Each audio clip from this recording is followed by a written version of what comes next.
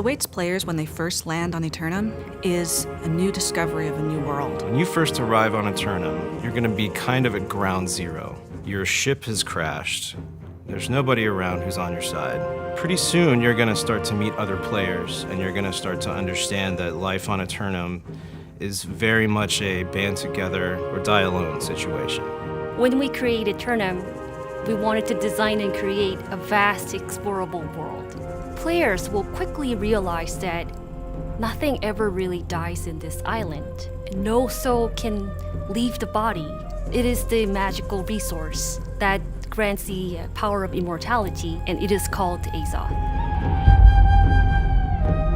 One of the things that makes Aeternum very dangerous is that there's a bunch of different factions there, and each one has their own objectives and desires, and they conflict with each other, but more importantly, they create big conflicts with the player and dangers for them. Alongside the corrupted, there's 3 other major enemy groups that exist.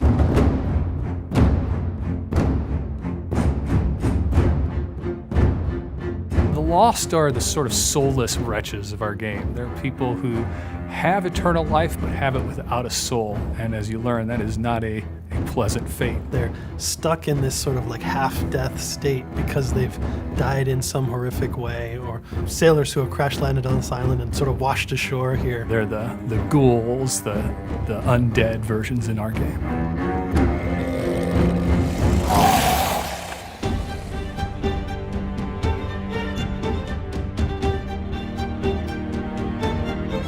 The Angry Earth is the pure, natural power of the island fighting back against the people who have come to corrupt it. It's almost like the island's defense system, and it will do whatever it can to expel these invaders. Nature is trying to imitate the form of humans or animals they see.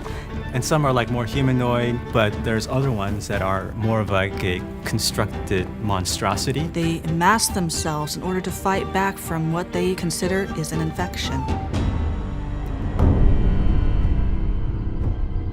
One of the civilizations that existed on Aeternum were known as the Ancients, and they had harnessed the power of Azoth. For the Ancients, they used it to power their technologies, and you'll see tributes to their society throughout the world. Something happened to the Ancients, and no one knows quite what happened.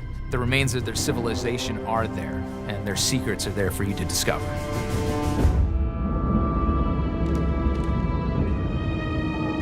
In Aeternum, the world fights back through the corrupted. So the corrupted notice the player, they notice them getting stronger and building up their settlements, and then they fight back. They might blockade a road, have a summoning portal, which portals lots of enemies of their type into the player's area. You can take one of the territories on Aeternum. You can ultimately grow your town to the point where not only the monsters in the woods want to take it from you, but other players as well.